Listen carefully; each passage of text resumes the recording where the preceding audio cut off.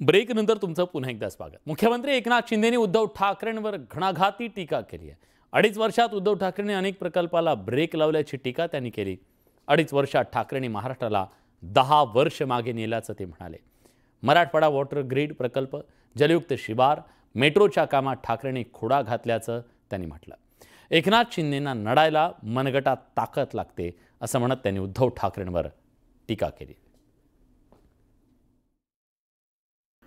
तो म्हणे मारत मारत 2.5 वर्ष घालवले, सगळे प्रकल्प बंद पडले। अटल सेतू झाला नसता, पोस्टल झाला नसता, समृद्धी झाला नसता, मेट्रो झाला नसता, एअरपोर्ट झालं नसतं। 2.5 वर्षात या सगळ्या कामांना ब्रेकर दिला। नड्डा जी सब काम को रोक दिया। ये एयरपोर्ट हम कर रहे हैं, उसमें भी रोक लगा दी।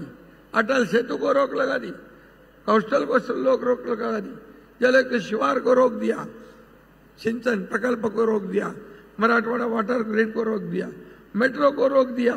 मेट्रो 3 की मुझे बोले इंक्वायरी लगाओ। मैंने कहा इंक्वायरी लगाऊंगा तो 10 साल और ये प्रोजेक्ट पीछे जाएगा।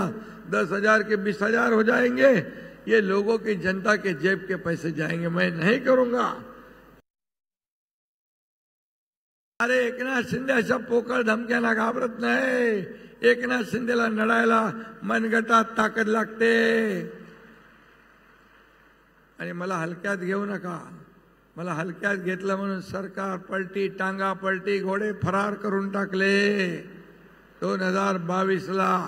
आणि मग कोणाला घाबरता? एकनाथ शिंदे संघर्षातून पुढे आलाय, आंदोलनातून पुढे आलाय।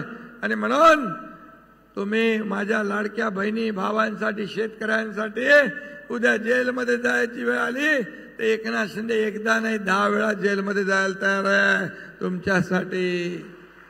पण मला माहित आहे तुम्ही त्यांचा सत्तेचा मार्ग बंद केलेला आहे।